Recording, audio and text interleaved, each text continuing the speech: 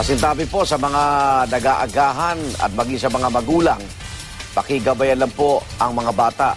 Pati na rin po yung mga magulang ngayon na may nawawala pa rin mga anak. Maselan po ang susunod naming ibabalita. Natagpuan pong patay ang 4 na taong gulang na batang lalaking nawala sa Pililla, Rizal noong pang March 19. Hindi na po kumpleto ang labi ng bata nang makita. Pero isinasantabi ng pulisyang anggulong dinukot ang bata para kunin ang kanyang mga internal organs. May live report si Von Aquino. Von. Yes, Igan, natagpuang wala ng buhay at hindi na kumpleto ang katawan ng batang si Mark Escarmosa na 2 linggo nang nawawala dito sa Barangay Malaya, Pililla, Rizal. Naghihinagpis sa mga magulang ng batang si Mark Escarmosa dahil sa sinapit ng musmos nitong katawan. Ayon sa mga pulis, March 19 nang i-report sa kanila ang pagkawala ni Mark. Kahapon nang may makakita sa bangkay ng bata sa masukal na bahagi ng creek sa Barangay Malaya malapit sa bahay ng kanyang lolo. Kalunos-lunos ang itsura ng labi. Nakaiwalay ang ulo nito at isang binti, habang ang lamang loob nawawala. Isinatabi naman ng pulisya ang anggulong dinukot ang bata para kunin ang internal organs. Posibleng nahulog daw ang bata sa creek at kinain ng mga hayop ang ilang parte ng katawan nito. Hindi na raw maisasagawa ang otopsiya sa bangkay ng bata dahil wala ang mga lamang loob nito.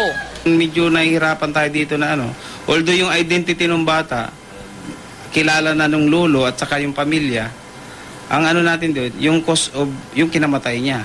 Ngayon pagdating naman doon ni-refer namin sa for autopsy o may examination na gagawin, parang hindi na natin makagawa ng examination. Gawa ng unang-una, wala ng vital organs.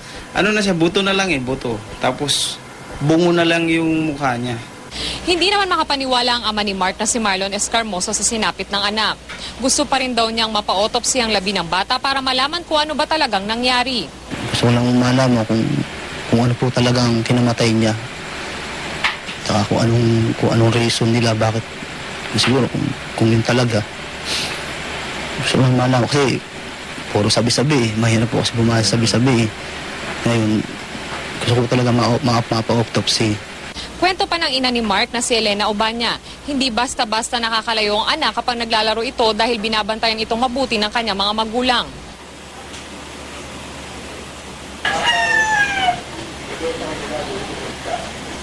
Sana pagsipagan nila na marisolba. Kasi ang hirap namatian ako. Wala man lang akong mapagbasihan. Ba't namatay? Nalaglag bang talaga? Sinadya bang iiwan doon? Napatay na. Igan, at kahit pa natagpuan na ang labi ng batang si Mark ay patuloy pa rin daw na imbestigahan ng mga otoridad ang kanyang pagkamatay. At ngayon ay kasama natin ang ina ni Mark na si Elena Obanya. Elena, may isa lamang akong katanungan sa'yo. Paano mo nalaman na natagpuan na ang labi ng iyong mga anak, ng iyong anak? Kasi po, may napadaan daw po doon. At yun na, yung nagtitinda nga po ng tinapa doon sa lugar namin. Sabi niya na, "Oy, Lai, may natagpo ang katawan ng bata doon sa creek. At saka yung damit na sinasabi nyo, ayun, parang yung anak mo nga yun." Ayun, kaya pinuntahan nila. Okay, Igan, baka may mga katanungan ka pa? Okay, ano ba pagkakasabi sa iyo na sino yung nakitang kumuha sa anak mo? Wala po kasing makapagsabi kung sino yung kasama na pumunta doon, kung bakit napunta po siya doon. Wala pong nakapagsabi. Nung nasa morgue, ano pagkakasabi sa'yo ng mga tauhan doon bago sa'yo ipinakita? Ayun nga po, bali daw po yung paa. At saka na-confirm ko din na anak ko kasi yung damit po, kilalang-kilala ko yung damit na yun. At yun nga, yung meron siyang hati po sa gitna dito sa may ganto. Oo. Yun, tsaka yung wala na nga po siyang lamang loob. Okay, hindi ba sinabi sa iyo ng morgue na kung sila man ang naglinis? Kasi alam mo, nililinis sa mga labi, So, hindi ba sila ang gumalaw noon na inialis bago ito i-embalsa mo?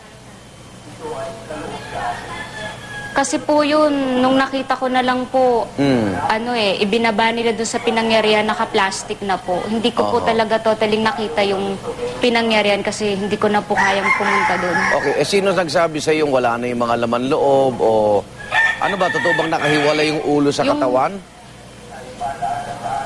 Yung kapatid ko po, yung ate ko, kasi siya talaga yung tumitig doon. Oo. Para nga talagang makita kung si Mark Elgin nga po ba yun. At yun talagang na-confirm niya na si Elgin yun. Okay, nakikiramay kami ha at tutulong kami para mabilis Opo, na salamat. makamit nyo yung katarungan na hinahanap nyo. Okay, maraming salamat. Yan po ang report ni Von Aquino.